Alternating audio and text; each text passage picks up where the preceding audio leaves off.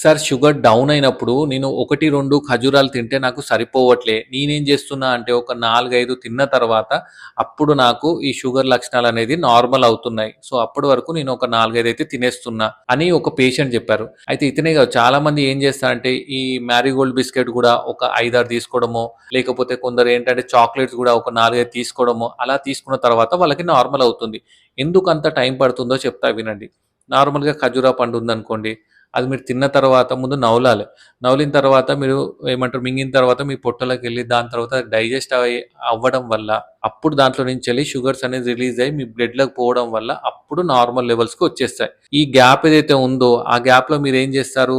ఇంకో 4, 5 ఖర్జూరా పండ్లు తీసుకుంటారన్నమాట.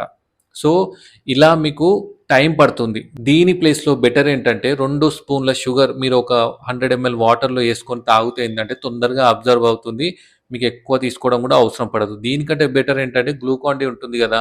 అది గూడా 1-2 టీ స్పూన్స్ అలా తీసుకున్నారనుకోండి దాంతోటి గూడా ఇమ్మీడియేట్‌గా మీ షుగర్ లెవెల్స్ అనేది నార్మల్‌కి వస్తాయి. సో, ఇలా ఖర్జూరాలు, బిస్కెట్‌లు ఇవన్నీ ఎక్కువ తినడం వల్ల ఏంటంటే మీ షుగర్ నార్మల్‌కొచ్చి దాని తర్వాత ఇంకా ఎక్కువగా పెరిగిపోతుందనమాట.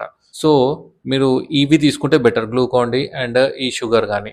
సో, బట్ దానికి రీజన్ ఏంటో మీరు ఒక్కసారి మళ్ళీ షుగర్ టెస్ట్ చేసుకొని, హెచ్‌బీఏవన్సీ చేసుకొని, మీ డాక్టర్‌ని కన్సల్ట్ అయ్యి, మీరు తీసుకునే డైట్ ప్యాటర్న్ గూడా చెప్తే దాన్ని బట్టి అడ్జస్ట్ చేసేస్తారు. మీకు షుగర్ గూడా మాటి మాటికి లో అనేది అవ్వదు. అర్థమైంది గదా!